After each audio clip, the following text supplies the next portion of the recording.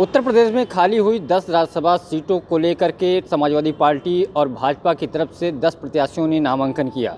अगर ऐसी स्थिति रहती तो मतदान नहीं होता, लेकिन अब भारतीय जनता पार्टी 11वें प्रत्याशी के रूप में यानी बीजेपी के 8वें प्रत्याशी के रूप में संजय सेठ, जो समाजवादी पार्टी में कभी राज्यसभा सदस्य और राष्ट्रीय कोषाध्यक्ष हुआ करते थे, बीजेपी में आए और बीजेपी से भी राज्यसभा सांसद थे, अब उनको चुनावी मैदान में उतारा है और उनका थोड़ी देर के बाद नामांकन होगा। अगर संजय सेठ नामांकन करते हैं और चुनावी मैदान में उतरते हैं तो वोटिंग की स्थिति आ जाएगी।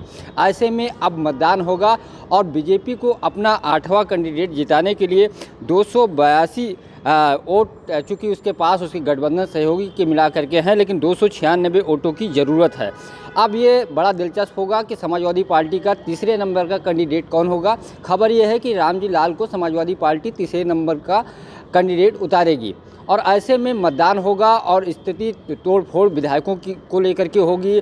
समाजवादी पार्टी के कुछ विधायक क्रॉस वोटिंग कर सकते हैं, जैसे पल्लवी पटेल ने कहा कि वोटिंग का वो बहिष्कार करेंगे।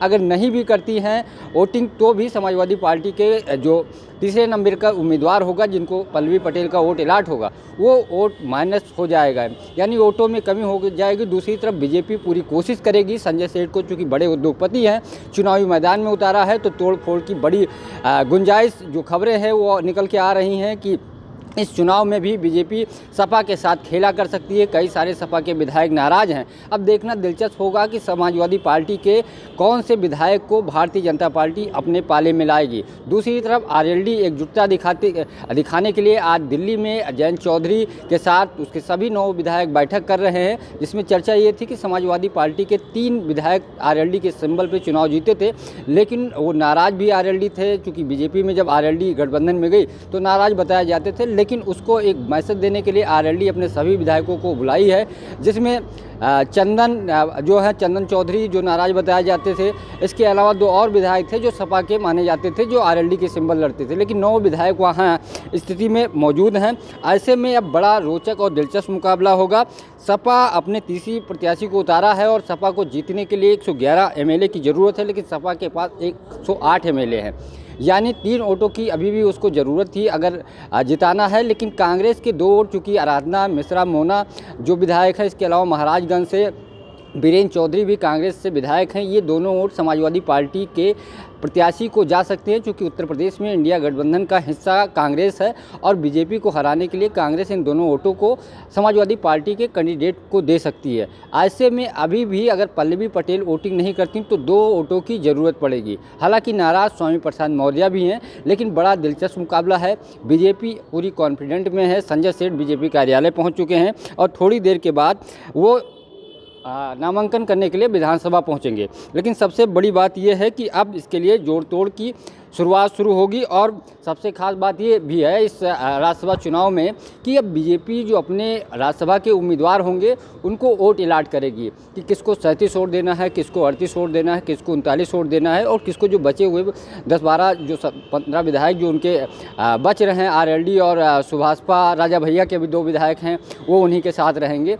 वो वोट किसको जाएंगे, यानी सबसे कम वोट जिसको जाएगा, और उसके अलावा जब 37, 38 या 39 वोट जिस कैंडिडेट को अलाट करेगी और जीतने के लिए 37 वोटों की ज़रूरत है, 37 पॉइंट कुछ। ऐसे में जो बाकी वोट अगर 38 वोट अलाट करती है तो 37 पॉइंट के पास जो बाकी वोट जो बचेंगे, 1 वोट या किसी में 1 से ज़्यादा वोट, किसी में आधा वोट, तो वोट दूसरे वरीयता में जब वो दूसरे राउंड की अगर मतगणना की स्थिति बनती है तो वोट जोड़े जाएंगे। बीजेपी इसी रणनीति के तहत अपना 8वां उम्मीदवार उतारा है। अब समाजवादी पार्टी और बीजेपी दूसरे राउंड की जो मतगणना होगी उस पर निर्भर होगा। क्रॉस वोटिंग को लेकर के दोनों दल पूरा लगातार कोशिश कर रहे हैं कि क्रॉस वोटिंग हो। हालांकि समाजवादी पार्टी अभी भी इस मामले में 20 है, लेकिन बीजेपी क्रॉस वोटिंग के बल पे अपने प्रत्याशी संजय सेठ को उतारा है और बड़ा दिलचस्प होगा। संजय सेठ पैसे वाले राजनेता माने जाते हैं, उत्तर प्रदेश के उद्योगपति हैं और उनको उतार करके कहीं न कहीं चुनाव को भारतीय जनता पार्टी ने फंसाने की कोशिश की है। अखिलेश यादव पर एक राजनीतिक बढ़त और एक प्रेशर पॉलिटिक्स उत्तर प्रदेश में लोकसभा चुनाव से पहले बनाने की कोशिश कर रही है। अगर बीजेपी कामयाब होती है तो सपा के लिए बहुत बड़ा झटका होगा और बीजेपी के लिए एक बड़ा गेम प्लान जो तैयार कर रही है उसमें सफलता मिलेगी और राज्यसभा के जरिए आने वाले लोकसभा में बड़ी बढ़त लेगी। और कई जो बीजेपी लगातार नेताओं को ज्वाइन करा रही है, जो अपने दरवाजे खोल दिए हैं, आने वाले दिनों में चर्चा ये है कि समाजवादी पार्टी के कई विधायक जा सकते हैं।